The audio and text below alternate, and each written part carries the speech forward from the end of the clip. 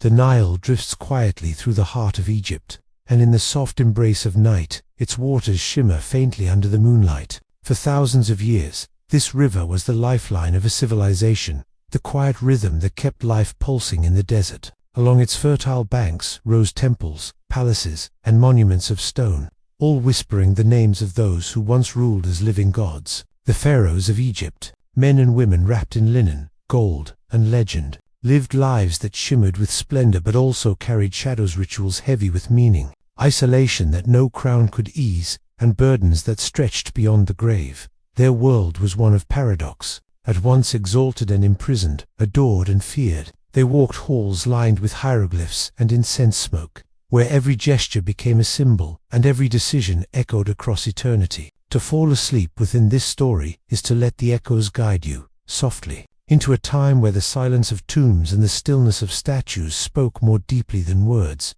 Imagine the dawn in ancient Thebes, or Memphis, as the first rays of the sun brushed the horizon. Priests stirred quietly within temple complexes, their bare feet moving across cool stone. They prepared offerings, lit lamps, and chanted invocations in low tones, their voices like ripples across still water. The pharaoh, cloaked in the identity of Horus, the falcon god, was already more than a man in the eyes of his people. He was a bridge between the earthly and the divine. Yet beneath the layers of ceremony and myth, he was still mortal, bound to hunger, fear, desire, and the slow, relentless passage of time. The palace life of a pharaoh was not simply one of comfort. It was heavy, layered with the watchful eyes of scribes, courtiers, advisors, and priests. Every waking moment was governed by ritual. At sunrise, sacred purification rites bathed the ruler, not just in water but in meaning. His body was perfumed, his skin dressed in fine linen, his brow set with a crown that symbolized dominion over Upper and Lower Egypt.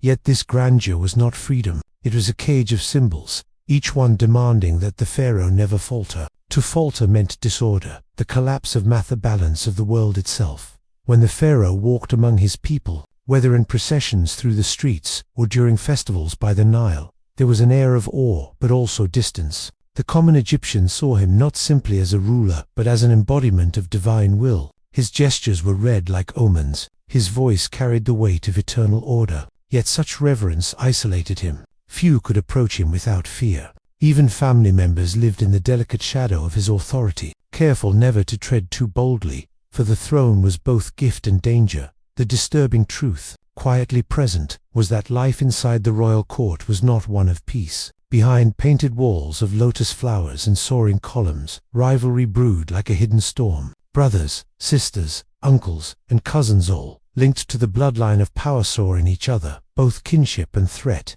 The pharaoh, though divine in title, often lived surrounded by whispers, betrayal, and suspicion. The palace could be a golden prison, filled with secret desires and dangerous ambitions. At night, when silence settled across the desert, the pharaoh's sleep was not always easy. Dreams held weight in ancient Egypt. They were seen as messages from the gods, warnings of the future, or echoes of the soul's journey. A troubling dream could send priests into hurried rituals of protection, offering prayers to ward off unseen dangers. A dream of death or disorder could unnerve even the most powerful. And so, the pharaoh's sleep was filled, not with ease but with the weight of destiny, his mind carrying the burdens of his people even in rest. The grandeur of festivals and the solemnity of temple rituals only deepened this paradox. Imagine the festival of Opet in Thebes. The pharaoh's barge, adorned with gold, sails upon the Nile, surrounded by chants, music, and crowds pressing to catch a glimpse of divinity in motion. He sits,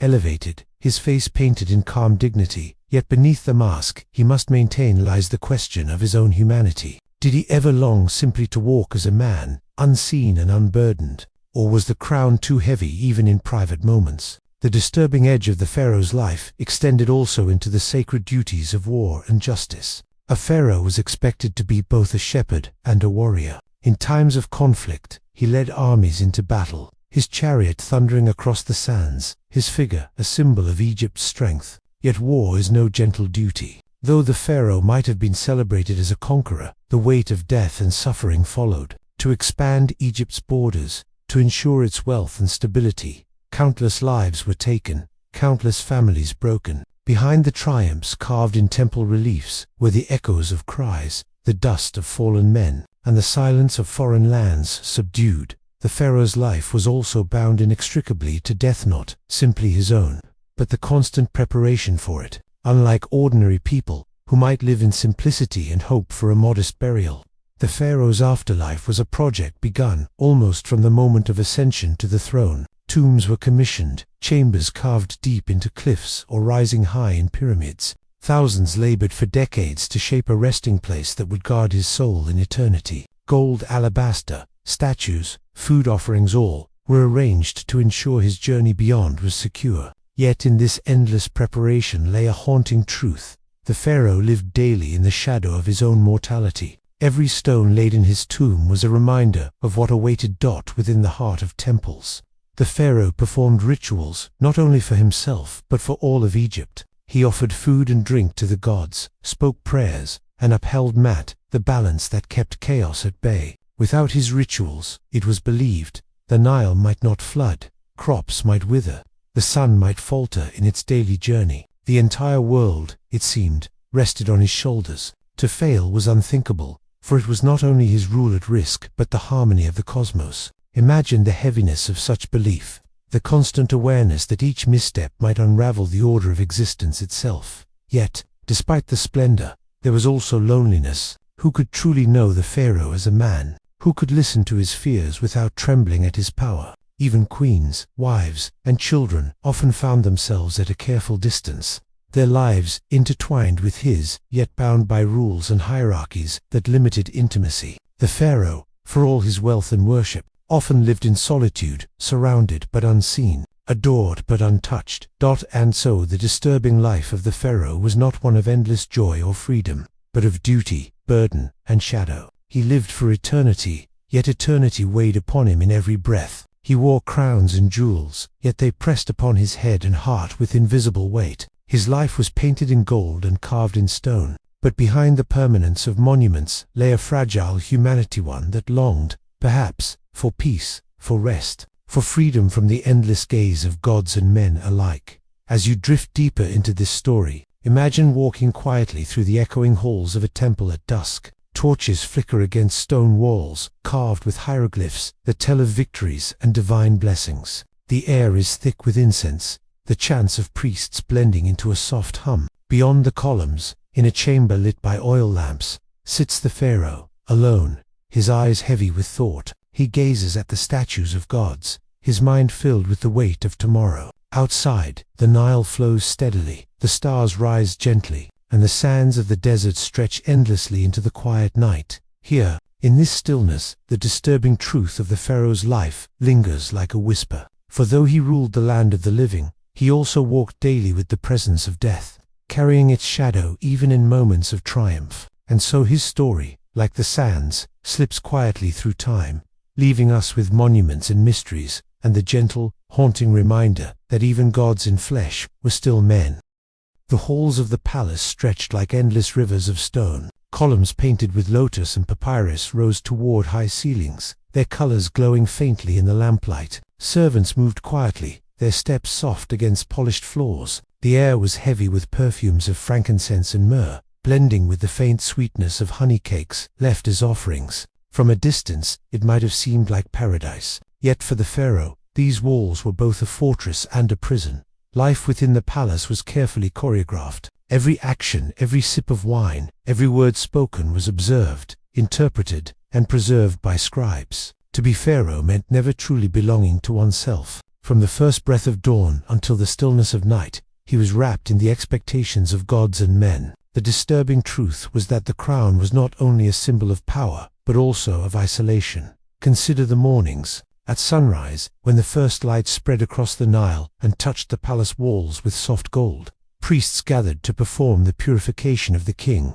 Water from the sacred Nile was poured into alabaster basins, its surface rippling as chants filled the chamber. The pharaoh stood silently as attendants washed his body, anointed him with oils, and dressed him in the garments of divinity. He was no longer a man of flesh, but the embodiment of Horus, the falcon, the living bridge to the gods. Yet beneath the linen, beneath the golden pectorals and crowns, he remained human. His body carried scars, His skin felt the cold, his stomach knew hunger, his mind wrestled with fears. Few dared to acknowledge this. To the people, he was untouchable, eternal. To himself, he was fragile, and he knew it. The disturbing reality was that the image of perfection demanded of him left little space for error, little room for truth. The pharaoh's meals were no less bound by ritual. In great halls decorated with images of abundance, he was served delicacies that only the most privileged could dream of: roasted geese, sweet figs, fresh fish from the Nile,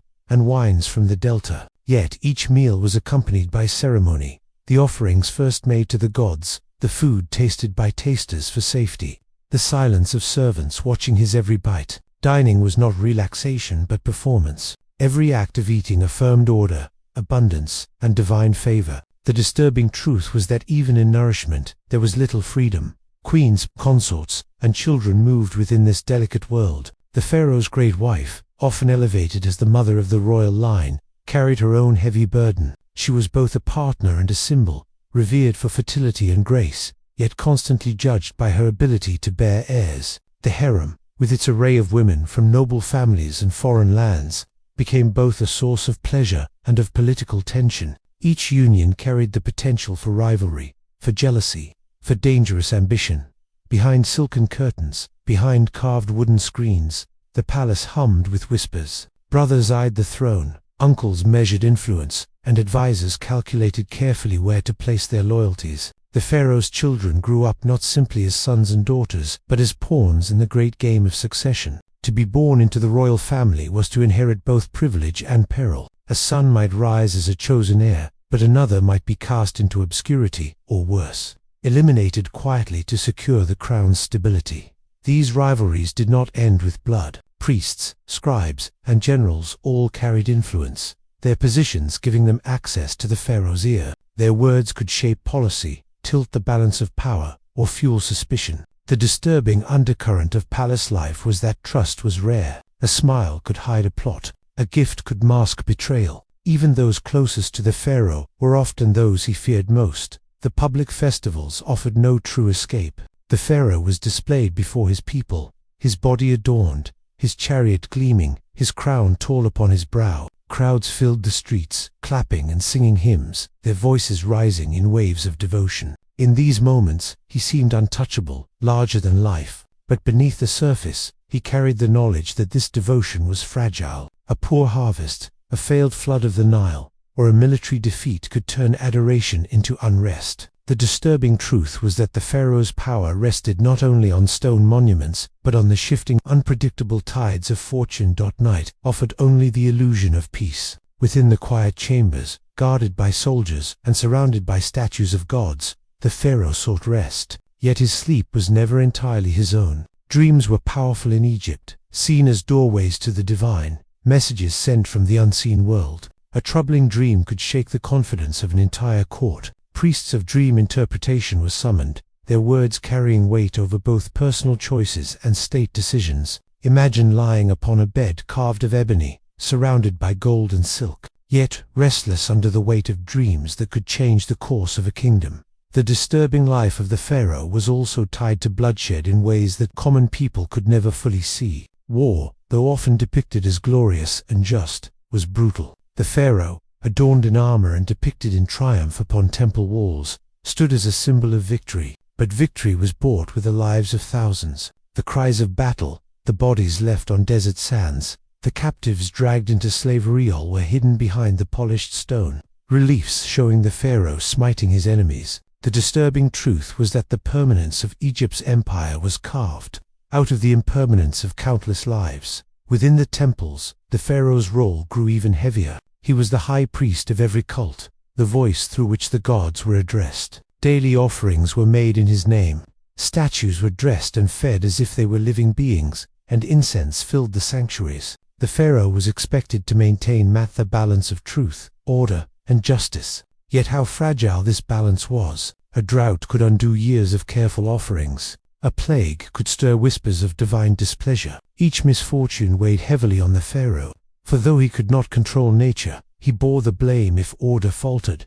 And so, his life became one of constant vigilance. The disturbing truth was that the pharaoh could never entirely relax. He was both man and God, and yet the demands of divinity left little space for humanity. He walked through gardens of lotus and papyrus, through palaces lined with treasures, yet each step was measured, each breath observed. Even in laughter, he was careful, for joy could not appear careless, and sorrow could not appear weak. As the years passed, the pharaoh aged under this weight. Wrinkles formed upon his brow, his body grew frailer, his step slower. Yet for his people, he was still Horus in life, destined to become Osiris in death. The disturbing paradox was that his body betrayed him, yet his role demanded eternal strength. Physicians were summoned, their remedies drawn from herbs, honey, and spells. Magicians whispered incantations to ward off illness. Still, time pressed on, indifferent to crowns and titles. The preparation for death loomed larger with every passing year. Tombs were expanded, treasures gathered, texts inscribed upon walls to guide the soul through the underworld. Each night, as the pharaoh drifted into uneasy sleep, he knew that his legacy was being built stone by stone, even as his body weakened. The disturbing reality was that his life was lived under the constant shadow of death, a shadow that followed him from cradle to crown to coffin. And so, the disturbing life of the pharaoh was not one of endless glory, but of endless burden. His was a life painted in gold, but lined with shadows. He was adored, but alone. He was worshipped, but weary. He ruled with power unmatched, yet lived with fears unspoken. The Nile flowed steadily beyond the palace walls, its waters indifferent to the rise and fall of kings. And within the stillness of the desert night, as stars spread across the heavens, the pharaoh's story continued, a tale of splendor and sorrow, of divinity and humanity, forever caught between the two. Beyond the gilded doors of the palace, where the desert winds carried the scent of dust and the Nile shimmered beneath the sun, the pharaoh's private world unfolded in layers of silence and secrecy. It was a life wrapped in ritual, yet beneath the carefully painted images of order and eternal strength, there were tremors of fragility and unease, that in the stillness of dawn, long before the courtyards filled with servants and scribes, the pharaoh often wandered the palace gardens. These gardens, enclosed within high walls, were designed as little representations of paradise itself. Pools of water reflected the sky, papyrus reeds swayed in the morning breeze, and lotuses unfolded with the rising sun. Birds fluttered between sycamores and palms, their songs weaving delicate patterns in the air. To walk there was to feel the illusion of peace. Yet even in such places, the pharaoh was never alone. Guards stood at discreet distances. Priests hovered with prayers, and scribes recorded his movements with ink upon papyrus. Privacy, in its true form, was unknown. The disturbing reality of the pharaoh's life was that he was always performing, whether speaking to generals, sitting beside the queen, or resting in shaded pavilions. Every gesture was watched, every word measured, every silence filled with meaning. Even his moments of rest became symbols of divine composure. The world saw him as a god among men, yet within he was simply a man trying to carry the unbearable weight of divinity. Family life, though filled with opulence, was far from simple. The great royal wife, adorned with crowns shaped like vultures and cobras, held her position not only as a companion, but as a public emblem of fertility, prosperity, and stability. Her presence beside the pharaoh was more than personal, it was political. Her ability to bear heirs determined dynasties, her conduct influenced foreign alliances, and her image was carved beside him in stone to reflect harmony. Yet harmony was rarely easy. The royal children were raised in chambers rich with murals and toys carved from ivory, but their world was never innocent. From the moment of their birth, they were pawns in the great puzzle of succession. Sons who showed promise might be elevated as heirs, their names inscribed on monuments, their images placed beside their fathers. Others, less favored, drifted into obscurity, their lives quiet but shadowed by the knowledge that ambition could stir rivalries even among brothers. Daughters, while often married off to cement alliances, could also rise as influential queens, weaving their own power within the palace walls. The disturbing truth lay in the fragility of these relationships. Behind the smiles in frescoes and statues, there was fear of betrayal, fear of being cast aside, fear of vanishing from memory. A brother's ambition could end in poison. An uncle's plotting could summon exile. Even a trusted advisor, a priest with gentle words, might harbor dreams of power that made the pharaoh's throne seem vulnerable. The palace was filled with beauty, yet beneath the marble floors and lotus-painted ceilings, shadows lingered. In the harem, those shadows deepened. This was not merely a place of leisure, but of political tension. Women from noble Egyptian families and foreign princesses from distant lands were gathered there, each one a potential bond or a potential threat. The pharaoh's favor could shift the balance of influence. A whispered word from one concubine could alter the standing of another. Ambitions flared quietly in corridors, scented with perfumes, and rivalries brewed beneath polite laughter. At times, entire conspiracies were born within those walls, their ripples reaching far beyond the palace gates. Servants and attendants, though silent in the background, were not without significance. Their eyes saw what others missed. They carried secrets as they carried trays of food or folded linens. They were invisible and yet indispensable, existing in the liminal space between silence and power. Some were loyal until death, others swayed by bribes or fear. Their presence was another reminder that the pharaoh's life was lived under constant observation. Without refuge, even in his chambers, the pharaoh could not escape the weight of his role. At night, when lamps flickered against painted walls, dreams became another stage upon which power played out. Egyptians believed dreams carried messages from the divine. A dream of abundance might signal prosperity, while a dream of chaos could spark anxiety throughout the court. Interpreters were summoned to explain visions, their words guiding decisions that could shape the kingdom. Sleep, instead of bringing rest, often brought new burdens. The body of the pharaoh, though wrapped in layers of symbolism, was not immune to suffering. His meals were carefully prepared, but illnesses crept quietly, borne by the waters of the Nile or by the unrelenting sun of the desert. Physicians brought poultices of honey, mixtures of garlic and herbs, and charms inscribed with prayers. Magicians whispered spells to drive out sickness. Yet even with all their care, time marked its path. Joints stiffened, wounds festered, teeth ached. The disturbing paradox was that while the pharaoh was worshipped as divine, his flesh still carried the same pains as any other mortal.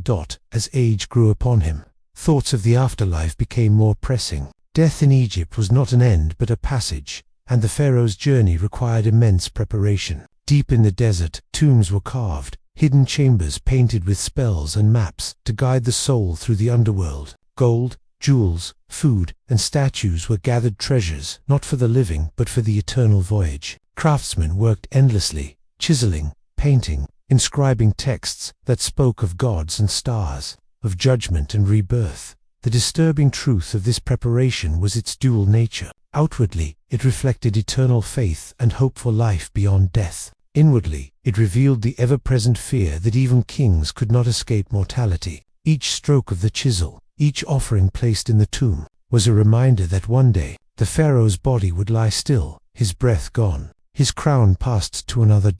And yet, within this fear, there was also a strange comfort. To the Egyptians, life was a cycle, and death was but a doorway. The pharaoh, though burdened in life, was promised transformation in death, becoming Osiris, lord of the afterlife, to rise again with the stars. Still, in the quiet of night, one can imagine him lying upon his gilded bed, the weight of his jewelry pressing into his chest, wondering if the promises of eternity would hold true, or if all would dissolve into silence. So the disturbing life of the pharaoh was a balance of opposites. He lived surrounded by gold yet chained by duty. He was worshipped as a god, yet suffered as a man. He stood as the pillar of order, yet his life was haunted by the threat of disorder. The Nile flowed steadily beyond the palace walls, carrying waters that nourished the land and fed the people. It flowed long before his reign, and it would flow long after, indifferent to crowns, indifferent to thrones. And as the stars turned overhead in the endless Egyptian night,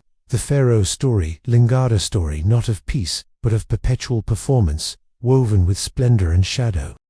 In the hush of early morning, before the vast courtyards of the palace filled with footsteps and voices, the pharaoh's day began not with leisure, but with ritual. Ritual was the unseen framework of his existence, shaping his hours as tightly as the walls of his tomb would one day enclose his body. To the Egyptian mind, the pharaoh was the living Horus, the son of the gods upon earth, and as such, his very breath was an offering, his very silence a decree. Yet the rituals that bound him, meant to affirm his divinity, also revealed the fragility beneath the illusion. The first moments of each day unfolded within chambers thick with incense, where priests waited with sacred oils, linens, and chants. Before the pharaoh could even speak a word, he was purified with water from the Nile, cooled by feathers waved in slow rhythm, and touched with ointments believed to preserve the divine essence within him. His body was washed, anointed, and clothed, not simply for dignity, but as if each layer of linen and each stroke of perfumed oil preserved the cosmic balance of the world. Yet, how heavy that must have felt, to awaken each day knowing that even the act of dressing oneself was seen as a holy performance. His sandals were laced, not by his own hands but by attendants, their gestures accompanied by whispered prayers. His crown was placed upon him with careful reverence, as though the weight of metal and jewels held the very order of the universe in place. To the watching priests, he was a god in human form. To himself, in the quiet recesses of thought, he was still a man forced to bear the expectations of eternity. When he emerged into the temple halls, the rituals deepened. Columns painted with lotuses and papyrus seemed to rise like forests around him, their shadows cool, their ceilings high enough to echo like caverns. The air smelled of myrrh and burning resin. Drums beat softly, flutes sang, and chants moved like waves across stone. At the center of it all stood the pharaoh, raising offerings of bread, beer, flowers, and meat to the statues of gods. But here, too, was the disturbing truth. The gods did not eat, and the statues did not move. The offerings, laid with solemnity, were consumed later by priests, by servants, by those within the temple. The pharaoh's labor, his gifts, his prayers, upheld a cycle that preserved belief, but also revealed the fragility of human imagination. He bowed before carved stone, knowing the people saw divinity, while perhaps feeling the hollowness of silence in return. Still, these rituals were not optional. Without them, the Nile might not flood, the sun might falter in its rising. Chaos, imagined as the serpent Apophis, might devour the order of the cosmos. The pharaoh bore the burden of preventing such collapse, not by sword or decree alone, but through endless offerings and chants. It was a life where duty seeped even into breath, where failure seemed too terrible to contemplate. After the temple ceremonies, his day shifted to the quieter chambers of administration, though even here ritual clung to every gesture. Scribes, with reed pens dipped in black and red ink, waited with papyrus scrolls to record decrees. Viziers presented petitions from nobles, disputes over land, or matters of taxation. Military commanders spoke of border skirmishes, emissaries of trade, from Nubia or Bib. Each meeting carried the tone of routine, yet beneath the formal words lay currents of ambition and rivalry. The disturbing truth was that power, no matter how divine in appearance, was always fragile. A misstep in judgment could stir unrest. A poorly chosen alliance could invite betrayal. The pharaoh was surrounded not by loyal hearts alone but by eyes calculating opportunity. Every smile could conceal suspicion. Every bow might hide resentment. Even among those who seemed closest brothers, uncles, advisors, there was the unending possibility of plots whispered behind closed doors. And so the pharaoh leaned heavily upon rituals of protection. Amulets were worn beneath his clothing, inscribed with spells. Statues of protective deities guarded doorways. Priests murmured incantations against curses. Magicians wove charms into knots of linen, their words meant to shield him from unseen harm. The more power one held, the more one feared its loss. And so the palace was thick not only with soldiers, but with invisible barriers of magic and prayer. At midday, when the sun blazed high over the desert, the pharaoh might retreat to shaded chambers or to the gardens where breezes rustled through Yet even in rest, his presence was symbolic. To eat was to perform a ritual of abundance. To recline was to model ease and prosperity for the kingdom. His table was laid with bread baked in domed ovens, honey from hives along the Nile, figs, pomegranates, roasted fowl, and fish fresh from the river. Beer cooled in clay jars, wine poured from amphorae, imported from distant vineyards.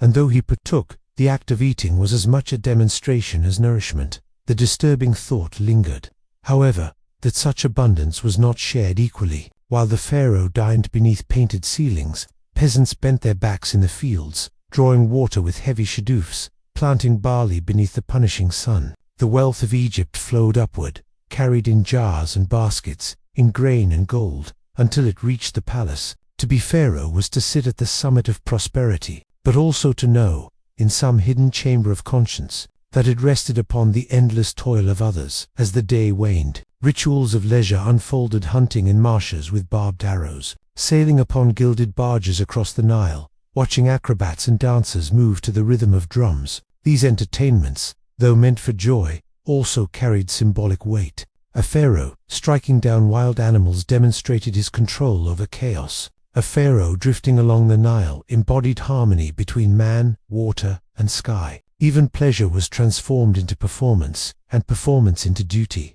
When night fell, the most secret rituals began. In temples guarded by silence, the pharaoh entered holy chambers, where statues of gods were unveiled only to him and the priests. Offerings were renewed, hymns whispered, and the god's image clothed anew. These nightly acts, unseen by the people, were believed to sustain the universe through darkness until dawn. But here again lay the disturbing paradox. The pharaoh himself grew weary. His body, though adorned with gold and gems, felt the ache of long days and endless expectations. His eyes grew heavy, his shoulders bent beneath invisible burdens, and when he finally lay upon his gilded bed, surrounded by perfumes and carvings of protective deities, the silence of night pressed heavily upon him. Dreams came, sometimes gentle, sometimes unsettling. Egyptians believed the gods spoke through dreams, yet for the pharaoh, those messages were rarely soothing. A dream of a falcon soaring could mean triumph. A dream of collapsing walls could signal danger. Priests and magicians interpreted each image, their words shaping choices for days ahead. Sleep, instead of escape, became another chamber of responsibility, another stage upon which the balance of the cosmos was rehearsed. Thus the life of the pharaoh unfolded, a day of rituals, a night of rituals, a life woven entirely into ritual. From dawn to dusk, from childhood to death, he lived not as a man but as a symbol, never free from the eyes of others, never released from the weight of expectation. The disturbing truth was that beneath the painted crowns and golden sandals, the pharaoh was trapped, not in chains of iron but in chains of ceremony, duty, and fear. And always, the Nile flowed, indifferent to crowns and rituals. Its waters lapped at the shores of fields, rising with the flood, retreating with the drought, carrying fish, silt, and reeds. It flowed before one pharaoh's birth, and after another's death. It would flow long after their names faded from stone, long after their tombs were plundered, long after their mummies crumbled to dust. The pharaoh, for all his rituals, was mortal, and it was this mortality, hidden beneath layers of divinity, that made his life at once majestic and disturbing.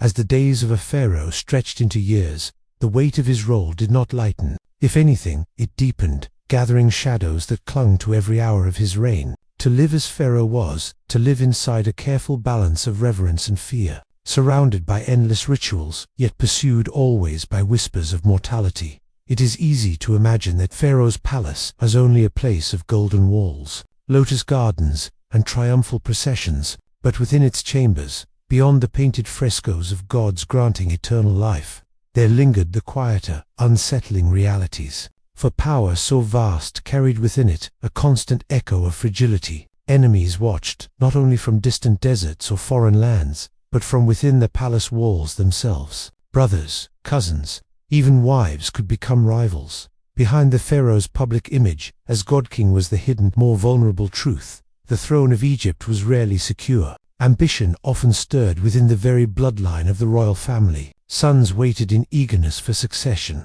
Mothers schemed to place their child above others. Courtiers whispered loyalties to both sides at once, preparing to survive whichever faction triumphed. Each day's audience in the throne room was framed by deference and flattery, but beneath the bows and lowered eyes there was calculation, waiting, the careful listening of those who knew power could shift with one illness, one failed harvest, one lost battle.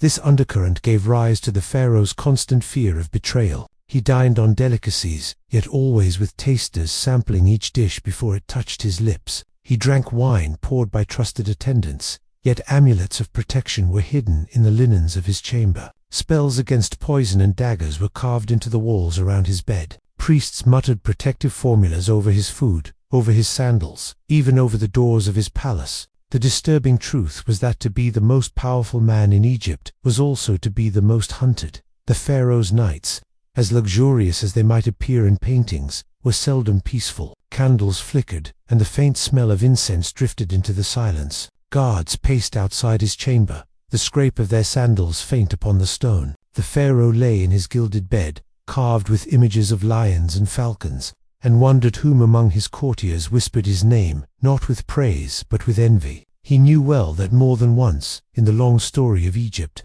a pharaoh had fallen not by foreign blade, but by the schemes of kin and court. Yet these fears were rarely spoken. They were folded into rituals, into prayers, into the endless cycle of offerings. It was through religion that the pharaoh sought not only to sustain the cosmos but to shield himself from human treachery. He leaned heavily upon magic, upon priests who promised that words spoken in the right tone, inscribed in the right way, could bend unseen forces to his defense. And while fear haunted his nights, so too did another presence, death itself. No pharaoh could ignore it, for it was the shadow that accompanied him from the moment he ascended the throne. To reign was to prepare for one's end, to begin, from the first year of rule, the vast project of one's tomb. While others lived without certainty of their resting place, the pharaoh lived within a future already scripted. His body would be embalmed, his soul judged, his tomb filled with treasures. The work of artisans and masons was ordered long before his death, so that when it came, his body would not be left unprepared. Thus, even in life, the pharaoh dwelt among death. Each day that he visited construction sites where stone was dragged from quarries, where tomb walls were carved and painted, he faced reminders of his own mortality. Every chisel striking limestone was a drumbeat of time. Every hieroglyph painted with ochre and blue was a reminder that his body would one day lie in silence, his name carried forward only in the prayers of descendants. The disturbing truth here was one that even kings could not escape. No ritual, no wealth, no army could halt the slow advance of age and the certainty of death. And so, though the pharaoh was treated as a god, he lived with the awareness that he was a god who would die.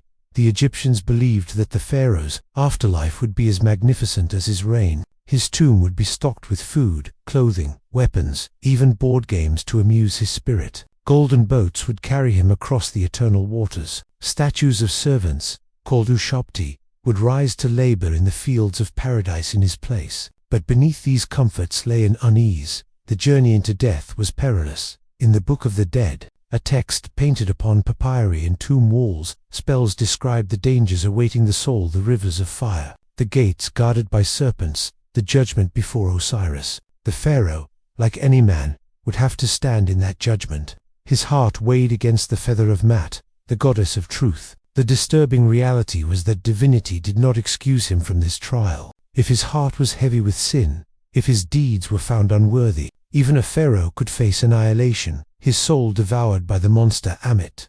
This truth haunted him more than daggers, more than poisons, more than whispers in the palace halls. For to fail in the afterlife was to be erased, to vanish not only from the world of men but from eternity. And so the pharaoh labored to keep his heart light. Offerings were made daily, temples were expanded, statues raised, festivals proclaimed, all to honor the gods and secure their favor. In his role as the living embodiment of Mat, the pharaoh's duty was not merely to govern well, but to live in harmony with cosmic order. Yet here, too, the tension between appearance and reality grew sharp. Was every pharaoh just? Was every pharaoh merciful? Were his wars always righteous, his judgments always fair? The disturbing truth was that many pharaohs waged bloody campaigns, enslaved prisoners, demanded crushing tribute, and silenced rivals. Their reigns were not always in harmony with Mat, yet the rituals painted them as perfect. Perhaps some believed it, perhaps some doubted, quietly, as they watched golden coffins lowered into the earth. To the pharaoh himself, each contradiction must have weighed heavily. He was worshipped as eternal, yet felt the aches of age. He was called perfect in justice, yet knew his own harsh commands. He was said to uphold cosmic order, yet was forced to maneuver among rivals and betrayals. To live as Pharaoh was to live inside a paradox so vast that sleep itself could not free him from it. And so, while his subjects looked upon him with awe, imagining his life as one of endless luxury, the truth was darker and stranger. His days were consumed not only by splendor but by fear. His nights were filled not only with dreams of gods but with shadows of betrayal. His reign, gilded in gold, was haunted always by the certainty of mortality. Still, the pharaoh endured. He performed his rituals, he gave commands, he sailed upon the Nile, hunted in the marshes, judged disputes in the throne room, and presided over festivals. He smiled when he must, remained silent when it was wise, and spoke with authority when required. But beneath the surface of his life, the disturbing currents flowed on, unseen by the masses yet felt by him in every breath. The Pharaoh lived as both God and man, adored and endangered, eternal in image, yet fragile in truth. And through it all, the Nile continued to flow, steady, eternal, indifferent to crowns and tombs, carrying its waters from distant mountains to the sea, as it had before the first Pharaoh, and as it would long after the last. Within the great palaces of Egypt, where walls gleamed with painted lotus flowers, and ceilings glittered with golden stars, the Pharaoh's private world unfolded. To most of his people, he was distant, a figure glimpsed only at festivals, or from afar, as he processed in his chariot. But within the palace, his life was shaped not only by politics and ritual, but by family, affection, rivalry, and the quiet unease of living among those who desired both his love and his throne. The Pharaoh was seldom alone. His queens and consorts surrounded him, each chosen for her beauty, her lineage, or her ability to strengthen alliances with noble families. Chief among them was the great royal wife, the queen whose name and image would appear beside his on temple walls, who would share in rituals, and sometimes wield authority of her own. She was his partner in divine ceremony, representing with him the balance of the cosmos. Like Isis beside Osiris, yet beyond the great royal wife, there stretched a network of lesser wives, concubines, and attendants, each with her own hopes and ambitions. The harem, often imagined in later times as a place of idle luxury, was in reality a political space, alive with whispers and shifting loyalties. Each woman knew that her child, if favored, might one day ascend to the throne. Each glance, each word, might tilt the balance of succession. To the Pharaoh, the harem was both comfort and peril. It was a place of companionship, music, laughter, the scent of lotus oil in the air, and soft breezes carrying in from garden courtyards. Musicians plucked harps, and dancers moved gracefully in the lamplight. Yet behind the curtains and carved doors, jealousy could fester. Rivalries could grow sharp, sharpened further by the ambitions of mothers who dreamed of seeing their son crowned. The disturbing truth was that family life, for a pharaoh, was never free from politics. A queen's smile could conceal her maneuvering. A concubine's laughter might mask her schemes. Even children, beloved though they were, carried the heavy weight of dynastic rivalry. Brothers were set against brothers. Half-sisters might become both wives and rivals. To be born into the royal house was to inherit not only privilege but danger. Consider the sons of pharaohs, who grew up in halls where walls bore the faces of gods and ancestors. From their earliest days, they were taught to walk with dignity, to hold the crook and flail in practice,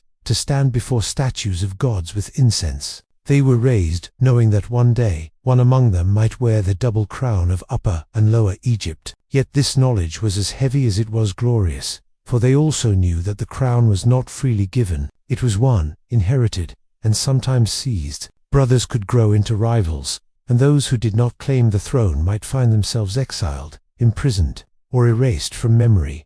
The pharaoh himself was caught in this web of kinship and suspicion. He might love his children, yet he could not ignore their potential to threaten his rule. He might cherish a queen, yet wonder if she whispered in secret with courtiers who hoped to see her son ascend. He might laugh with his family at a banquet, yet feel the undercurrent of competition that ran through every gesture. The palace was filled with warmth, but also with shadows. Even within marriages, the pharaoh's life was bound to tradition that could feel both intimate and unsettling. Royal bloodlines were preserved through unions that to us may seem unusual. Sisters could marry brothers, daughters could marry fathers, all to keep the divine line pure. These arrangements, far from being romantic, were acts of ritual and politics, binding the family into itself like the coils of a serpent. Within these unions, love might exist, but duty always overshadowed it. The queens of Egypt, especially the great royal wives, bore their own burdens. They were honored, adorned, and remembered in stone, yet they too lived in the shadow of uncertainty. Their position, though elevated, was never guaranteed. Should their son fall from favor, should a rival wife gain influence, the queen's power could dwindle overnight. Some rose to rule as regents for young kings, wielding authority in their own right. Others faded into obscurity, their names scarcely remembered. Children grew up surrounded by the signs of divinity. They saw their father depicted as a god on temple walls, their mother honored as a goddess beside him. Yet they also saw the reality. Their father aged, his voice grew hoarse, his hair thinned. They saw illness creep into the palace, and with it, the whispers of succession. For children of the pharaoh, life was a mixture of awe and anxiety, comfort and competition. In quieter moments, the pharaoh might walk with his family in palace gardens. There, under the shade of sycamores and date palms, among pools where lotus flowers floated, he might find brief rest. He might watch his children play, hear their laughter echo through the courtyards, feel the warmth of the sun and the coolness of the breeze off the Nile.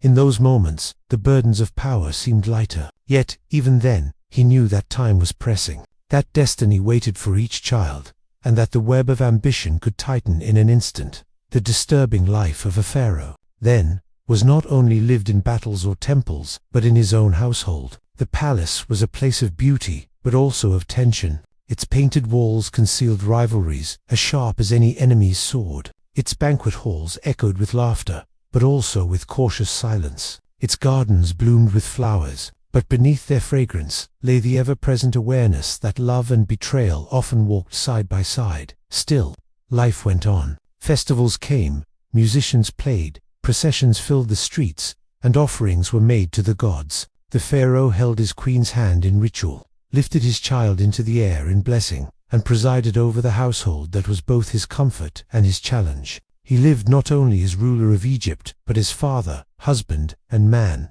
surrounded always by the joys and sorrows of family, magnified by the weight of the crown. And through it all, the Nile flowed on, carrying its waters past the palace walls, past fields and villages, past fishermen casting their nets, and children splashing at the shore. The river, eternal and indifferent, bore witness to the pharaoh's family dramas, as surely as it had witnessed the rise and fall of countless reigns before. It carried away the secrets of the palace, just as it carried silt to the fields, nourishing the land and reminding all who lived by its banks that while kings and queens might rise and fall, the rhythm of the Nile endured. The day of a pharaoh began not with chaos or urgency, but with ritual. From the moment the first light of dawn touched the horizon and the sun god Ra rose once more in the east, the king's life moved in harmony with the rhythms of both nature and ceremony. The palace stirred slowly at this hour, with servants moving quietly through polished corridors, opening shutters so that the early light could fall across painted walls, alive with scenes of gods and victories. The pharaoh was not simply a man waking from sleep. His rising mirrored the rising of the cosmos. Before him, attendants approached with incense, perfumed oils, and freshly laundered linen. Each act of dressing, each gesture, carried symbolic weight. His clothing was not merely for comfort or beauty. It was a reminder of his divine station. The fine linen, sheer and cool against the skin, had been carefully woven by skilled hands, whitened until it gleamed like the light of the sun itself. Around his waist, the pharaoh might wear a kilt with pleats so precise they seemed almost carved from stone. Over his shoulders, sometimes a cloak of delicate fabric, decorated with embroidery or edged with beads. The crown, however, was more than ornament. Different crowns spoke different meanings. In private, he might not always wear them, but when he stepped into ritual, the white crown of Upper Egypt or the red crown of Lower Egypt might rest upon his brow, or else the two combined into the double crown, symbolizing the unity of the land. There was also the Nase's headdress, with its striped folds and cobra symbol at the front, reminding all who gazed upon him that the gods had placed him at the center of earthly and divine.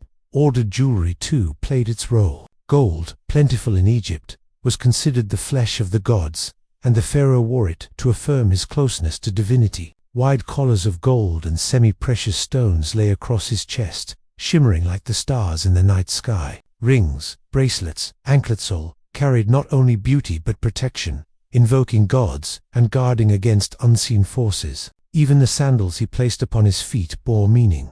Some were decorated with images of enemies, so that each step symbolized the trampling of chaos beneath order. After dressing, the pharaoh's morning moved into ceremony. Priests awaited him in the temples, ready to begin the day's offerings. The pharaoh was not always physically present at every ritual, but in the ideal rhythm of royal life, he performed the central act, presenting food, drink, incense, and prayers to the gods. In this way, the gods were sustained, their temples kept alive, and in return, the cosmos remained in balance. For the pharaoh, these ceremonies were not optional duties. They were the very reason for his existence. Without his devotion, Egypt believed, the sun might falter, the Nile might dry, the world itself might slip into disorder. When ceremonies concluded, the pharaoh returned to the palace to attend to governance. He met with scribes, who unrolled papyri filled with reports, harvests, taxes, building projects, complaints from officials. The palace hummed with activity at these times. Messengers came and went, carrying tablets, seals, or spoken words. Viziers and high officials bowed before the king, bringing decisions for his approval. Sometimes, disputes were brought directly to him, and he was asked to act as judge, weighing fairness against loyalty, balancing mercy with authority. His words, recorded by scribes, became law. Yet alongside the solemn work of governance, the pharaoh's life was softened by rhythms of leisure. Meals punctuated his day, each one carefully prepared. Bread, the foundation of Egyptian diet, appeared in endless variety, flat, round, flavored with honey, dates, or herbs. Beer, thick and nourishing, accompanied most meals, though wine, imported from vineyards or produced locally, was reserved for finer occasions. Meat was not consumed daily by common people, but for the pharaoh, beef, goose, duck, and fish were often served, spiced with garlic, coriander, or cumin. Fruits such as figs, grapes, and pomegranates brought sweetness, while vegetables like onions, leeks, and cucumbers added freshness.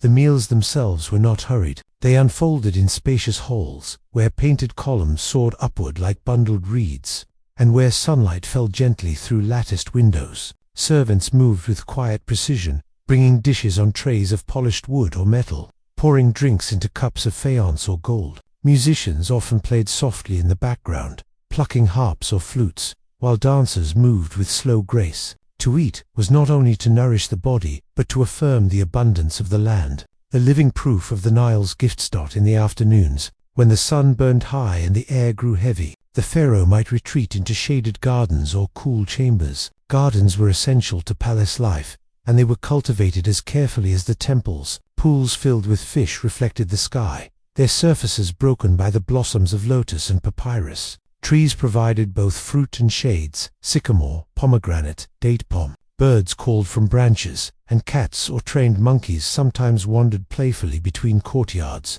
In such gardens, the pharaoh might walk with his queen, receive a visiting dignitary, or simply breathe in the fragrance of blossoms. Festivals, however, brought the pharaoh into closer contact with his people. At these times, the palace life merged with the life of the streets. Festivals of the Nile, of Osiris, of Hathor, of Amenech filled the cities with processions, music, and offerings. The pharaoh appeared in splendid dress, riding in gilded boats, or carried in palanquins, waving to crowds that shouted his names in joy. Such festivals reassured the people, showing that their king was not only ruler, but participant in the sacred cycles of the year. For the pharaoh himself, these moments were a reminder of the devotion and expectation that bound him always to his subjects. Evenings in the palace brought a quieter rhythm. Lamps flickered, casting warm light across painted walls. The scent of burning incense mingled with that of flowers brought fresh from gardens. The pharaoh might share another meal with family, or listen to poetry recited by skilled voices.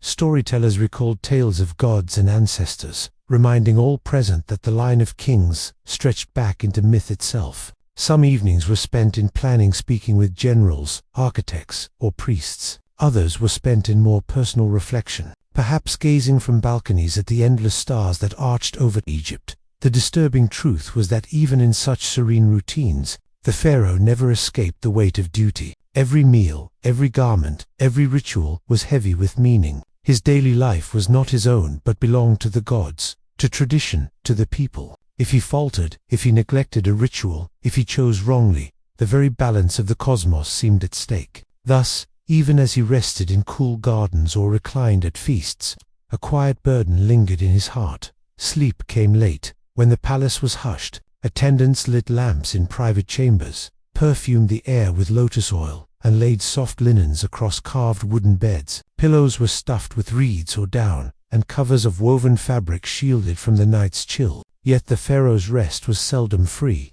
Dreams carried him into the realm of the gods, where messages could be given, warnings whispered, Priests might later interpret these dreams, searching for signs of divine will. Even in sleep, the pharaoh remained both man and symbol.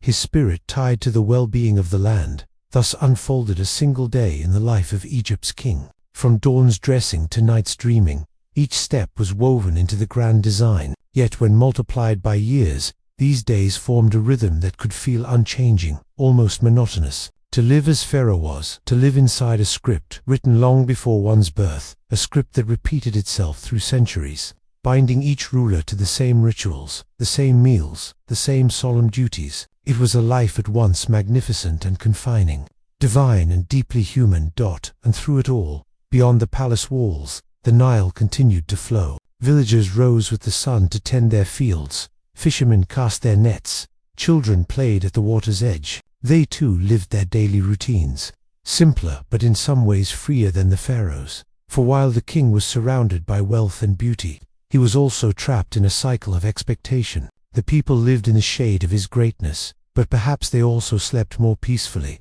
their dreams untroubled by the weight of crowns. The pharaoh's life was not only lived in the present moment, with rituals and meals and festivals, but also stretched far into the future. Each ruler carried within him the awareness that his reign was temporary, but his monuments might endure forever. In this way, the pharaoh's daily life was never free from stone, from the weight of architecture, from the quiet labor of thousands who built, carved, and painted in his name. Palaces, where the pharaoh lived, were centers of movement and color. Unlike the tombs and temples carved in enduring limestone, palaces were often built of mud brick, decorated richly, but less permanent. Their walls were painted with brilliant blues, reds, and yellows, filled with images of birds, flowers, and flowing patterns that imitated the life of gardens and rivers. Courtyards opened to the sky, with colonnades supporting roofs carved to resemble bundles of reeds. Pools reflected sunlight, their surfaces broken by lotus blossoms. The pharaoh's residence was less a fortress than a living stage, a place where power was seen in ceremony, but also softened by beauty. Yet these palaces, so alive in their day, have largely vanished, melted back into the earth, reminding us that even the homes of kings were transient. Temples, however, were different. They were not homes for men but dwellings for the gods, and their permanence was essential. Each pharaoh, upon ascending the throne,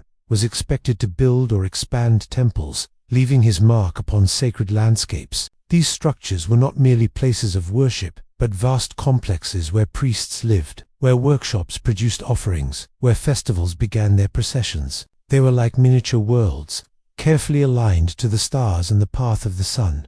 To walk into such a temple was to leave the ordinary behind. Gates towered high, carved with scenes of Pharaoh smiting enemies, his body depicted larger than life. Beyond the gates lay courtyards where sunlight fell freely, where common people could sometimes enter to present offerings. Deeper within, roofed halls stood in shadow, forests of columns rising like stone trees, their surfaces painted with lotus, papyrus, and stars. Incense thickened the air, and the murmur of prayers echoed softly. At the innermost sanctuary, hidden in silence, stood the statue of the god, small compared to the vast halls, yet holding all power. Here, the pharaoh's role as mediator between gods and men found its truest expression, for it was he who gave offerings, he who symbolically kept the gods alive. Yet if temples were for gods, tombs were for the pharaoh himself. No matter how magnificent a reign, no matter how grand a palace, the pharaoh knew from the moment he placed the crown upon his brow that his final home would be underground,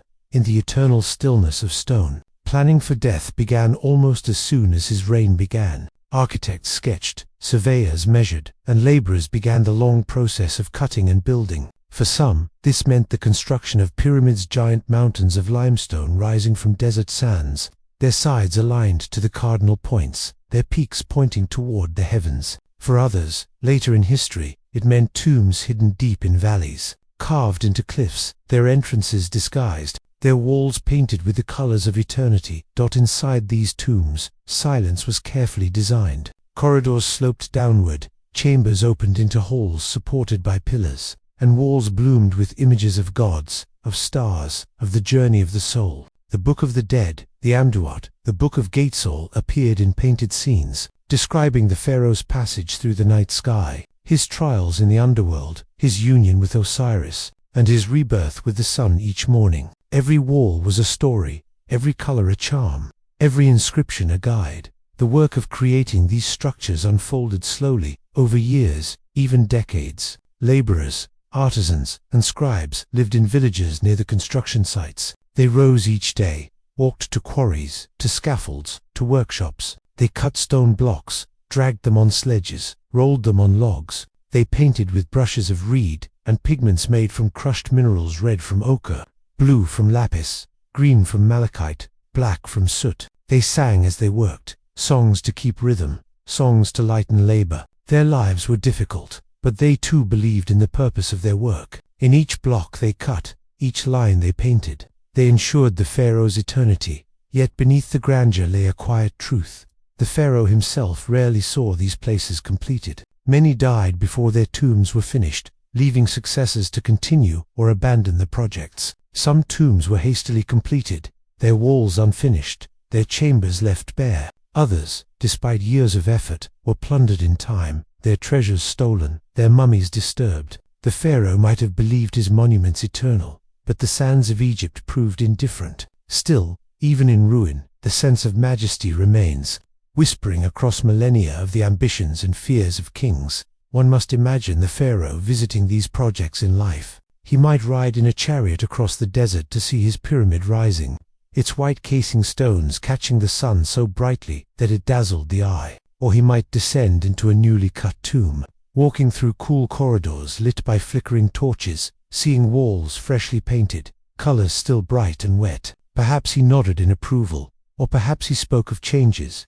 corrections, additions. Each visit reminded him that though he appeared eternal to his people, his flesh was not. The tomb was a promise to himself that his name would outlast the body. But architecture was not only tombs and temples. There were also statues, colossal images of pharaohs, seated on thrones, gazing forward with serene faces. These statues, carved from single blocks of stone, were both portraits and symbols. They did not show the wrinkles or frailties of a man. They showed the eternal, idealized king. To stand before such a statue, even today, is to feel the weight of timelessness. The pharaoh's eyes look not at you, but through you, into forever. Obelisks, 2 rows, tall shafts of stone, their tips gilded to catch the sun. They marked temple entrances. They commemorated victories. They shone as frozen rays of light, linking earth to sky. Each obelisk bore inscriptions of the pharaoh's deeds, his devotion, his prayers to the gods. Some still stand in Egypt, while others, carried away in later centuries, rise in foreign cities. Yet, wherever they stand, they carry with them the voice of the Nile. The building of these works required not only labor but vision. Architects and priests aligned them with stars, with solstices, with the sacred geography of the land. To place a temple or pyramid was to weave it into the cosmos itself. The pharaoh, through his monuments, became not just ruler of Egypt, but participant in the order of the universe. And yet, within these vast constructions, there is a silence. Stone endures, but voices fade. The pharaohs, once so powerful, are now names carved into blocks, faces painted on crumbling plaster. Their palaces have vanished, their treasures scattered, their bodies often displaced. What remains are the monuments, heavy and still, standing in the desert beneath the same sky they once sought to mirror. For the listener drifting toward sleep, the rhythm of these monuments is slow and steady, stone laid upon stone, column after column, inscription after inscription. The work continued day after day, year after year, like the slow beating of a heart. Through centuries, each pharaoh added his own line to the endless poem of Egypt's architecture. Some lines were bold and massive, like the Great Pyramid. Others were delicate and hidden, like the painted walls of the Valley of the Kings. Together, they formed a chorus that still hums in the silence of the desert. Thus, the disturbing life of a pharaoh was not only in rituals or meals, not only in wars or loves, but in this ceaseless awareness that he must build, he must leave behind, he must carve his name into eternity. Whether or not eternity would answer, whether or not his tomb would remain untouched, he could not know. Yet still he built, as if stone itself were the only language that could speak across the abyss of time. And as the sands shift, covering and uncovering, as tourists walk where priests once prayed, as fragments are gathered in museums far from the Nile, the whisper remains. The pharaoh's monuments speak not of triumph alone, but of longing, of fear, of the fragile human desire to be remembered. If the pharaoh was seen by his people as divine, as a bridge between gods and mortals, in his private life he was still a man surrounded by family, companions, and the soft but complex rhythms of household existence. Within the high walls of palaces and gardens, behind gates guarded by loyal soldiers, unfolded the quieter story of Egypt's kings, the lives of their queens, the laughter of children, the whispers of courtiers, the rivalries of relatives, and the endless attention to lineage. At the heart of this world stood the great royal wife. She was not simply a spouse but a partner in kingship, a queen who bore titles that linked her to the goddess Hathor, to Isis, to the very principles of balance and order. Some queens were powerful in their own right, appearing in inscriptions, leading religious ceremonies, and standing beside their husbands in carvings where their images were nearly equal in size. Others lived more quietly, their presence felt within the palace, guiding the household, shaping the upbringing of children, and keeping the delicate peace of domestic life. The queen's apartments were fragrant with perfumes, adorned with fine linens, and decorated with images of gods and flowers. Musicians played softly, attendants moved with grace, and small shrines glowed with lamps. The queen's jewelry sparkled in the light necklaces of gold and turquoise, bracelets of carnelian, crowns shaped like cobras ready to strike. Yet this beauty was not only for ornament, it reflected her sacred role, her embodiment of fertility, protection, and the prosperity of the land. Children were the heart of the palace. Pharaohs fathered many, for wives and concubines alike contributed to the lineage. The sound of children's laughter filled courtyards, and their small feet pattered across polished floors. Boys were groomed to be priests, officials, or heirs. Girls were raised to become priestesses or brides of noblemen. Tutors taught them reading, writing, mathematics, and the sacred texts. Nurses cared for their health, feeding them bread, figs, honey, and milk. In the shade of gardens, children played with toys, small wooden animals, carved dolls, little balls made of linen. Their games, innocent and simple, unfolded in the same spaces where serious discussions of succession and politics quietly lingered. For the pharaoh, children represented continuity, but also tension. Which son would inherit? Which daughter might form an alliance through marriage? Which relative might become too ambitious, too influential, too close to the throne? In this way, family life was never entirely free of the burdens of rulership. Even in the intimacy of fatherhood, the pharaoh knew that his children were also pieces in a larger game of dynasty and eternity. The harem, often misunderstood in later retellings, was not a place of indulgence alone but a structured institution. It was a residence for wives, concubines, female relatives, and their attendants. Within its walls, life was varied. There were rooms for weaving, for music, for religious devotion. Some women spent their days in prayer and ritual, others in crafts and artistry, still others in raising children or accompanying the queen. It was a sheltered world, shielded from the outside, yet alive with its own rhythms, joys, and rivalries. Yet harmony was not always assured. Inscriptions, papyri, and whispers from history tell of rivalries among queens, jealousies among concubines, and intrigues that spilled into the wider court. A gesture, a word, a look might shift the balance of favor, and in the subtle world of palace life, favor meant survival. Still, in a sleep-friendly telling, one may imagine these intrigues not as sharp conflicts, but as currents beneath calm waters, gentle flows, and eddies,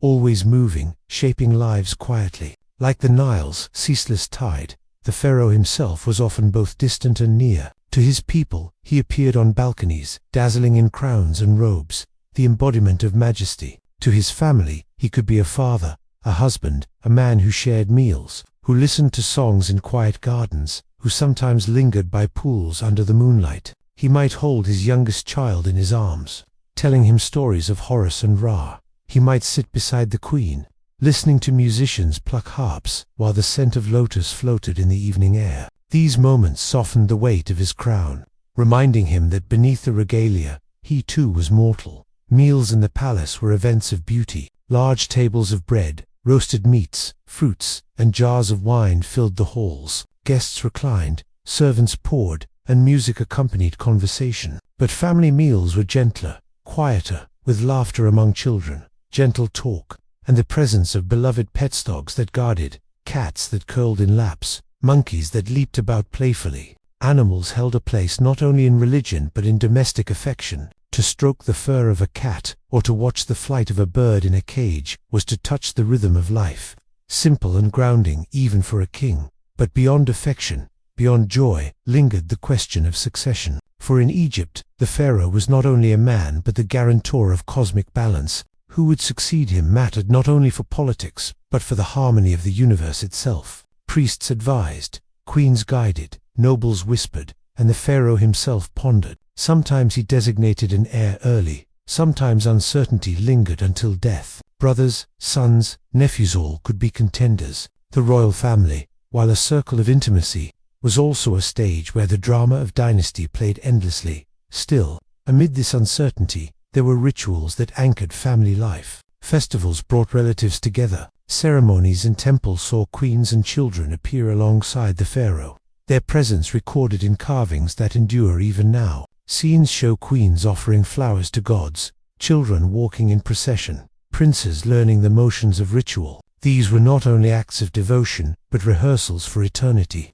teaching each member of the family their role in the greater cosmic story. Love, too, found its place. In letters and poems preserved from Egypt, one finds words of tenderness, of longing, of affection. Pharaohs may have been rulers, but they also knew desire, companionship, and the warmth of closeness. The ancient poets wrote of hearts fluttering, of eyes brightening, of the sweetness of touch. These sentiments, quiet and human, remind us that behind crowns and monuments were men and women who felt deeply. As night fell upon the palace, the family retreated to their chambers. Lamps flickered, casting soft shadows on painted walls. The queen might retire with her attendants, children might curl under linen covers, and the pharaoh himself might rest upon a bed framed with gilded wood and carved lions. Outside, the city of Thebes, or Memphis, or Amarna, hushed into sleep, the river flowing steadily beneath the moon. In that silence, within high walls, the royal family dreamed of gods, of future reigns, of eternity, and yet, no dream was free of weight. For every pharaoh, the awareness of mortality lingered even in family life. He knew that one day his children would stand where he stood, that one day they would inherit both his power and his burdens. He knew that queens and princes would carry on his memory, perhaps loyally, perhaps with ambitions of their own. In the stillness of night, in the quiet of chambers, perhaps he thought not only of his children's laughter, but of their destinies, already shaped by crowns they had yet to wear. Thus the family of the pharaoh was at once tender and heavy, filled with joy and shadow, harmony and rivalry. In their daily lives, they embodied the same paradox as their ruler, both human and divine, both intimate and eternal. Their meals, their games, their prayers, their rivalries, all were threads in the vast tapestry of Egypt's history, woven with care, preserved in stone, whispered in and imagined still beneath the desert stars.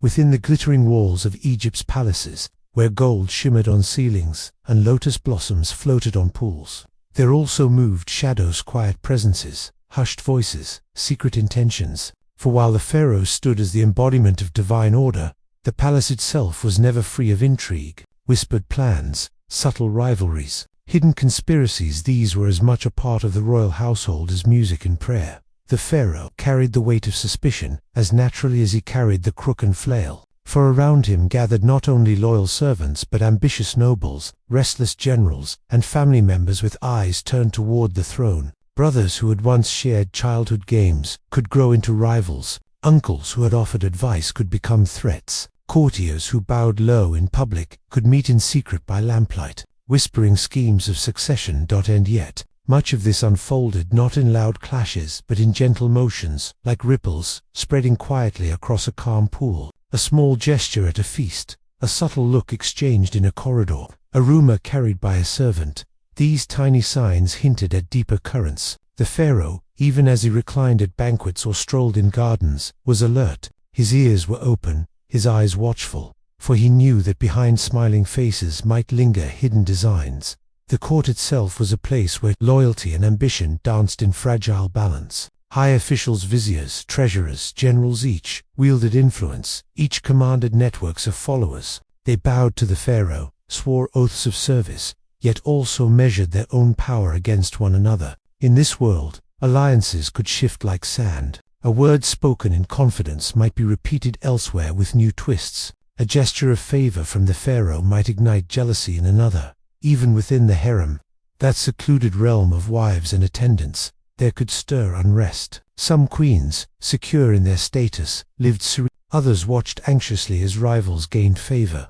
Children too were drawn into these currents, for each represented a potential heir. Behind the laughter of play, behind the warmth of family, lay the knowledge that one child's rise could mean another's fall. The pharaoh himself, though revered, was not untouched by these tensions. In the quiet of his chamber, he might wonder which advisor truly served him, which relative harbored ambitions, which priest sought to sway him subtly in the name of the gods. Sleep itself could bring unease, for dreams were seen as messages, and a troubled dream might be read as warning of betrayal. Priests interpreted omens, diviners examined the stars, but in the heart of the king there remained the constant awareness. Power drew not only devotion but envy. History, preserved in papyri and carved in stone, offers glimpses of these hidden dramas. There were plots against rulers, sometimes discovered in time, sometimes unfolding in silence. Servants overheard plans and carried warnings. Generals shifted loyalties in moments of crisis. Even queens, radiant in ceremony, were sometimes accused of scheming. Yet, in this retelling, the harshness softens into a quiet acknowledgement. The pharaoh lived, surrounded by both love and shadow, by loyalty and ambition, by calm days touched always by the possibility of hidden unrest. Rituals served as shields. By performing daily offerings, by purifying himself in sacred waters, by invoking the gods' protection, the pharaoh sought to guard not only Egypt, but his own life. Protective amulets were worn close to the body. Incantations were whispered against evil speech. Priests traced protective circles around him during ceremonies, ensuring that cosmic balance extended even into his household. These acts were not merely symbolic, they offered the pharaoh a sense of calm, a belief that the gods themselves stood between him and danger. Yet the most subtle threats came not from daggers but from words. In Egypt, reputation was as fragile as papyrus. A rumor could stain a name, weakening authority in the eyes of courtiers. A suggestion that the pharaoh had angered the gods, that he had neglected rituals, that he favored one child to openly such whispers, spreading gently through servants' halls and noble banquets, could erode the foundation of loyalty. The pharaoh, aware of this, weighed each word carefully, guarded his expressions, and considered how each gesture might be read. Even so, affection existed alongside suspicion. Some advisors were truly devoted, some family members loyal to the end. Trust was possible, though fragile, like a lamp's flame flickering in the desert wind. The pharaoh leaned on those he trusted most, confiding in them, listening to their counsel, allowing them into his private circle. In their company, he found moments of ease, knowing that even amid shadows, light endured. The architecture of palaces reflected this duality of openness and secrecy. Grand halls where the pharaoh appeared in splendor contrasted with narrow corridors, private chambers, hidden courtyards. Within these spaces, conversations unfolded, some of devotion, some of conspiracy. Behind carved columns and painted walls, beneath ceilings inlaid with stars, human dramas unfolded quietly, unseen by the crowds who cheered their ruler in public festivals. Over time, some pharaohs faced plots that grew into open challenges. Generals marched troops, priests withdrew support, nobles gathered followers. Yet even these moments of unrest were often preceded by long periods of quiet unease, of whispers carried through shadowed halls. To imagine the pharaoh's life is to imagine not only gold and ceremony, but also the soft rustle of rumor, the hushed voice behind a curtain, the lingering gaze across a banquet hall. And yet, through all of this, life in the palace continued its gentle rhythm. Musicians played, children laughed, priests performed rites, gardens bloomed. The Nile flowed outside, steady and eternal, indifferent to human intrigue. The pharaoh, for all his burdens, still reclined in courtyards scented with lotus, still listened to harpists under moonlight, still dreamed of the gods' embrace. Beneath the weight of suspicion, moments of peace remained, soft and luminous, like stars scattered across the night sky. Thus, the story of the pharaoh is both bright and shadowed, an endless dance between splendor and secrecy, loyalty and ambition, affection and unease. And in this balance, fragile yet enduring, the rulers of Egypt lived their days, carrying the double truth of kingship, that to be divine was also to be vulnerable, and that behind crowns of gold lay hearts attuned to both devotion and betrayal. As time drifted on, even the most radiant of pharaohs felt the quiet touch of age. The body that once strode confidently through temples and gardens began to move more slowly, each step deliberate, each gesture measured. The face that had been painted in youthful vigor for statues and reliefs softened into lines of wisdom and weariness. The hands that once held the crook and flail in firm authority grew lighter in their grip, trembling slightly under the weight of years. In the stillness of his private chambers, the pharaoh often reflected on the passage of time. He remembered the day he had been crowned, young and untested, the gold of the double crown shining heavily on his head. He recalled the ceremonies, the prayers, the voices raised in jubilation as he took his place as the living Horus. Decades had passed since then, years filled with triumphs, burdens, and the ever-present duty to maintain Mahat, the sacred balance of the cosmos. Now, in twilight, those memories returned with a softness, as though wrapped in linen, like artifacts prepared for the tomb. Aging was not considered defeat, but transition. In Egypt, life was a cycle, a flowing current from birth to death to rebirth. The Nile taught this truth, with its annual flood bringing both destruction and renewal. The pharaoh, too, embraced this rhythm. He understood that to grow old was to move closer to the gods, to prepare for union with the eternal. His body, though fragile, carried a spirit that remained connected to Ra, to Osiris, to the divine order. Still, the signs of decline were unavoidable. His once strong voice, which had commanded armies and spoken decrees, softened into a lower murmur. He relied more on his viziers and scribes, not because his will had weakened, but because his strength was no longer endless. Rituals, once performed with firm gestures, were now completed with care, priests assisting him in movements once effortless. Yet the people, watching him during festivals, still saw divinity. They did not see frailty. They saw continuity, the living God who bridged heaven and earth. Even as his human form aged in these years, the pharaoh turned his thoughts increasingly toward eternity. Tombs were not simply places of rest. They were carefully planned houses for the next life, sanctuaries where the soul would live forever. As his body weakened, his attention sharpened on this eternal home. Architects and artisans worked tirelessly under his command, carving deep into cliffs, raising walls within the Valley of the Kings,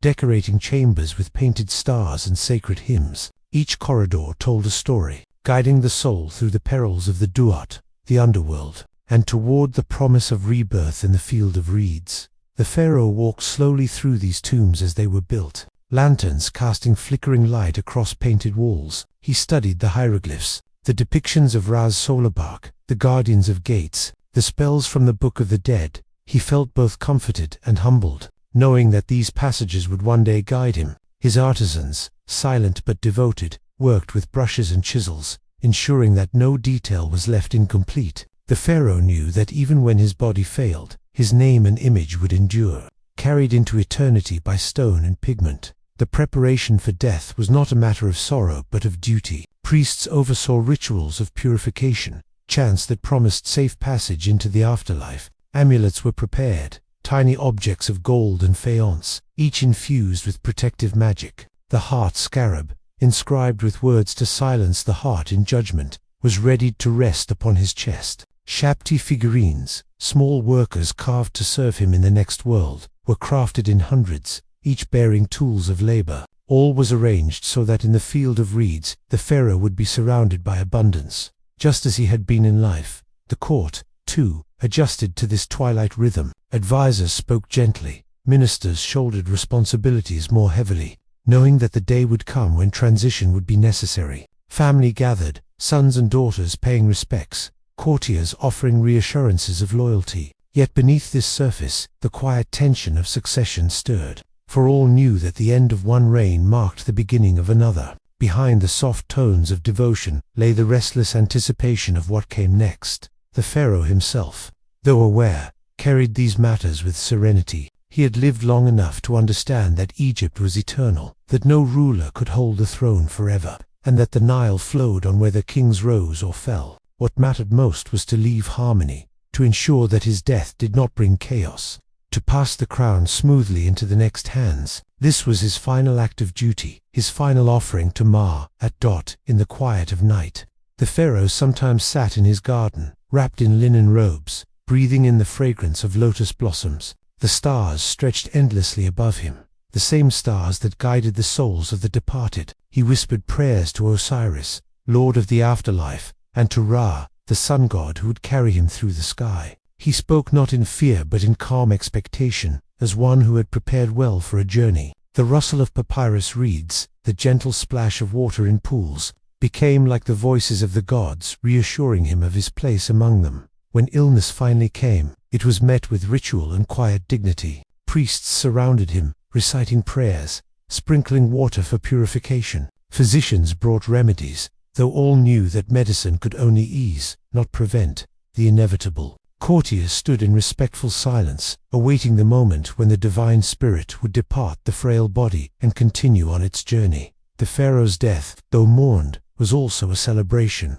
The royal body was prepared with care, mummified through sacred rites, every organ treated, every linen wrapping infused with oils and resins. Priests spoke spells at each stage, ensuring that the body remained whole and ready for eternity. The face was masked in gold, serene and timeless, reflecting the eternal radiance of kingship. Processions followed, winding slowly through streets lined with mourners. The people wept, not only for the man but for the presence of the divine that had walked among them. Drums beat softly, incense filled the air, and hymns rose like the wings of birds into the sky. The pharaoh, once a living god, now became Osiris, lord of the afterlife, continuing his role in another realm. The tomb, finished and waiting, received him. Sarcophagus lowered, walls sealed, treasures placed, gold, food, furniture, chariots, all that he might need beyond. The door was closed, the tomb hidden, yet the memory of the pharaoh lived on. For in Egypt, memory itself was immortality. To speak a name was to give life again, and so his successors, his priests, his people, continued to speak his name, ensuring that he lived forever, shining in the company of the gods. Thus the pharaoh's twilight became dawning, ending in the mortal world, but a beginning in the eternal. His reign, with all its splendor and shadows, with its burdens and triumphs, was now woven into the endless fabric of Egypt's history. And as the Nile flowed on, as temples stood, as stars wheeled above, the pharaoh's spirit journeyed peacefully, secure in the balance of Mat, secure in the eternal rhythm of life, death, and rebirth. As the centuries unfolded, the lives of the pharaohs slowly receded into the mists of memory. Their palaces crumbled, their temples weathered, their tombs lay buried under shifting sands. Yet the echoes of their existence did not vanish. Even in ruins, the pharaohs spoke. The carved hieroglyphs, though worn, still carried prayers to the gods. The broken statues, though toppled, still radiated dignity. The pyramids, silent and immovable, continued to gaze across the desert, as though keeping watch over eternity itself. The people who once bowed to pharaohs were long gone, their voices no longer heard along the Nile. Yet the pharaohs endured, not as rulers of men, but as guardians of history. Their names, inscribed in cartouches, preserved their essence. Their faces, immortalized in stone, revealed the timeless pursuit of divinity through human form. And their stories, passed down through generations, revealed not only their power, but also their fragility. For though they claimed to be gods, they lived as men, breathing, fearing, aging, and finally surrendering to the same silence that awaits all. The ancient Egyptians believed that to remember was to give life again, and so we remember. We recall how pharaohs rose in splendor, lifted by coronations that joined heaven and earth. We remember their daily rituals, rising with the sun, speaking hymns to Ra, ensuring that Matha's sacred balance was preserved. We remember their wars and their triumphs, their offerings to the gods, their commands to their people. But we also remember the quieter moments, the moments of solitude, when pharaohs sat in gardens, gazed at stars, or whispered prayers that revealed the vulnerability hidden beneath. Crowns of gold, it is within this balance between majesty and mortality that the story of the pharaohs rests. They were, in one sense, rulers of incomparable authority, their words shaping life and law. In another sense, they were human souls walking toward death, aware of time slipping quietly away. This duality, divine and fragile, was the paradox at the heart of their existence. Their tombs, especially in the Valley of the Kings, became eternal libraries of this paradox. Painted ceilings showed the stars, ensuring the pharaoh would travel among them forever. Walls told the story of the underworld, filled with guardians and serpents, with rivers of fire and lakes of water. In these painted worlds, pharaohs continued their journey, guided by spells and rituals, toward Osiris and the field of reeds. Even in death, they carried their kingship, not as burden but as identity, a mantle that would never fall away. And yet, time was unrelenting. Tombs were robbed, names were lost, statues were broken, dynasties rose and fell, until the last pharaoh was gone, and Egypt's throne passed to foreign rulers. The once living god became a figure of history, studied by priests of other faiths, remembered by scholars of other lands. But Egypt itself never forgot. The Nile still carried silt through fields, the desert still guarded its secrets, and the pyramids still stood, whispering softly to those who listened. Even now, when we stand before the pyramids, or gaze into the golden mask of Tut, or walk through the painted corridors of tombs, we feel the same stillness that the ancient Egyptians felt. A hush descends, as though the air itself carries the weight of eternity. In that hush, the pharaohs return, not as distant figures of history, but as voices reminding us of the brevity of life and the promise of memory. The pharaohs remind us that power fades, but stories endure. Gold tarnishes, but names spoken aloud still live. The body weakens, but the spirit carries forward, borne on the breath of those who remember. For the Egyptians, this was the greatest truth of all. To be remembered was to conquer death. And so, as we bring this story to its close, let us walk once more through the temples and tombs in our minds. Imagine the echo of sandals on stone, the flicker of torchlight on painted walls, the scent of incense drifting upward in curling smoke. Imagine the pharaoh, seated in calm dignity, gazing toward the horizon as the sun sets. He knows that his body will one day rest in the earth, but he also knows that his essence, his ka, will journey onward, embraced by the gods, nourished by offerings, protected by prayers. The disturbing life of pharaohs was not disturbing in cruelty alone, nor in splendor alone, but in its vastness. It was the life of a man stretched between heaven and earth, demanded to be more than human while remaining human still. It was the life of one who bore the weight of a nation, yet also felt the weight of years in the solitude of twilight. Now, as the sands of time drift quietly over their world, the pharaohs rest. Their temples are silent, their crowns laid aside, their voices hushed. Yet in that silence, they remain eternal. They remain in the stones, in the stars, in the stories. They remain in the quiet flow of the Nile, in the timeless cycle of day and night. And as you rest now, perhaps you too may feel the presence of that eternity, the stillness of the desert, the calm flow of the river, the whisper of voices long past, reminding you that life is but one part of a greater cycle. That memory carries us all forward, that nothing is ever truly lost. The pharaohs have spoken, and then fallen silent. Their time has passed, but their eternity has only begun. Sleep now, gently, with the stones of Egypt around you, the stars above you, and the endless Nile flowing softly through your dreams.